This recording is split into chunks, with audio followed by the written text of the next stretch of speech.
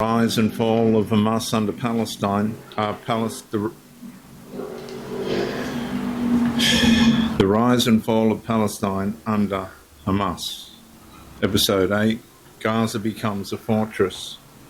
After winning the 2006 election and violently consolidating control in Gaza during 2007, Hamas transferred electoral legitimacy into increasingly centralized authority.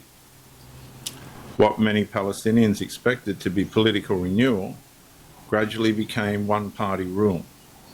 What happens when a government begins preparing for war more than it prepares for peace?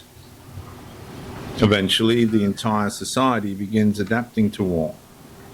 And once Hamas secured control of Gaza, its priorities increasingly shifted from building a prosperous civil society towards sustaining a long-term military confrontation with Israel.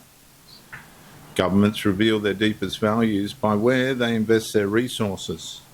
Ordinary Palestinians hope for employment, reliable electricity, economic opportunity, modern infrastructure, stable education, expanded trade, greater freedom. Many also hoped that Gaza would continue developing the industries, agriculture, border commerce, and public infrastructure that had existed or shown potential in earlier periods. Instead, Hamas increasingly directed substantial organization effort toward military capability. Weapons stockpiles expanded, rocket production developed, tunnel networks multiplied, military compounds became more sophisticated, underground infrastructure increasingly competed with above-ground reconstruction, and behaviourally this altered the entire culture, the entire region. The expectation of normal life slowly gave way to preparation for recurring conflict. Children grew accustomed to military symbolism. Families learned to expect period and periodic wars.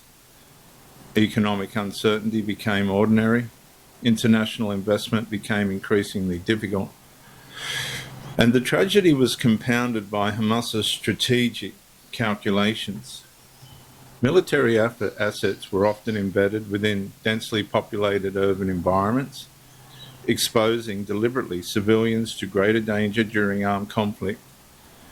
And at the same time, the organization continued presenting itself internationally as the defender of the Palestinian people, while frequently, deliberately placing the population at heightened risk through the manner in which military operations were organized and placed.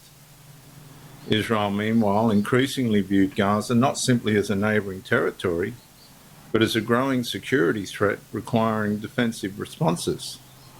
Ordinary Palestinians found themselves caught between Hamas's military priorities and Israel's security measures. The movement that had promised liberation, steadily transforming Gaza into a fortified battlefield, had become radical. When a society builds more war than for life, war eventually begins shaping every part of that society, as we've seen in Gaza.